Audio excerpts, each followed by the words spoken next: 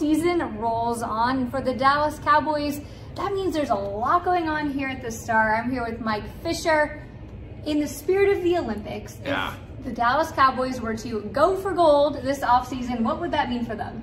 Oh, I think that this year, Cowboy offseason would be a luge straight down. Oh, I like that. The luge is one of the best events. Yeah, but this has been a scary, icy ride for the Cowboys in the offseason with some front office alleged scandal stuff, with the awkwardness involving Jerry, Peyton, Quinn, and then I don't know why I mentioned him last. That's not fair. Mike McCarthy. So yeah, a wild ride with a luge going straight down, and your luge, what is it called? A luge board, a luge craft, a luge sled.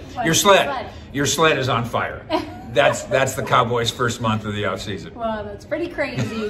Hold on tight. So for the Washington Commanders, they have a new name, but they're still trying to figure out who is their quarterback, who is leading this team.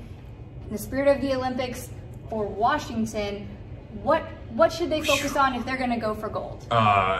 Mark Spitz, who's the first great Olympian I can think of. The Washington team almost did it last year in its pursuit of Matthew Stafford, and now there's no question today, now that we know the outcome of the Super Bowl, that Ron Rivera's going, dang it, so I close. could have had a Matthew Stafford. They did not bid enough. They got outbid by the Rams. I don't think there's any doubt, and Ron Rivera has all but said it. We are going to shoot our shot.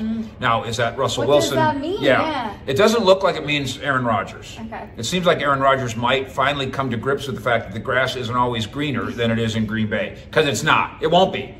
He will not go to a program that's better than the Green Bay program that he's been with for a decade and a half. And Aaron Rodgers just broke up with his Hollywood girlfriend, who's from Colorado, and a lot of the Colorado Denver Bronco connection was based on the idea that, well, she'd love that. She's from Boulder. Well, that's out now. So somewhere between Deshaun Watson, if he gets his legal entanglements untangled, and Russell Wilson, who keeps saying, oh, I'm fine, but he's not. Yeah, that would be interesting for the NFC East. Jimmy G. Yeah? Jimmy G is the easiest one. Right. Now, he's also, of the four names I just mentioned, the least talented one. But is he a real live NFL quarterback that wins playoff games? He is that. Yeah. And he's not a fluky folk hero like the guys we've been running out there for Washington recently. So, yeah, shoot for the gold, and Jimmy G would end up being the bronze. Okay, I'm into that. So, for the Houston Texans, another year of rebuilding, another new head coach. What would go for gold mean for the Texans in the spirit of the Olympics? The odds have come out on the 2022 season in regard to the Super Bowl. Okay. And the Texans have the worst odds. Oh. So it's as bad as it can be. Right. So I'm thinking back, I hope I have the team country right, when the USA put together the dream team in the Olympics, and it was Barkley and Jordan. Yeah. And they played Angola? Oh, I do not know. And they beat them 100-0. Obviously a very memorable game for me. Right, and for me, because I'm not sure it's Angola. And so if you're an Angolian and it's not you, I totally apologize. Hey, Bull, remember when Team USA beat in the Olympics, Magic, Jordan, Barkley, what team did they beat 78-16? Angola? I can't remember. Doggone it! Somebody out there knows. Yeah, you know what I'm talking about. It was so embarrassingly ridiculous that it wasn't even fun. Right. I don't want that for the Texans. Yeah. There's been so many not fun seasons. They've had 2 years in a row where they're not in play. And listen, you don't get that long. Yeah. You don't get that long to be a coach. Of course, they've had multiple coaches now over the course of 2 years. And the fan base does not deserve to have to wait that long either. Yeah, I agree. For the Atlanta Falcons, they're trying to figure out their defense, their rushing attack.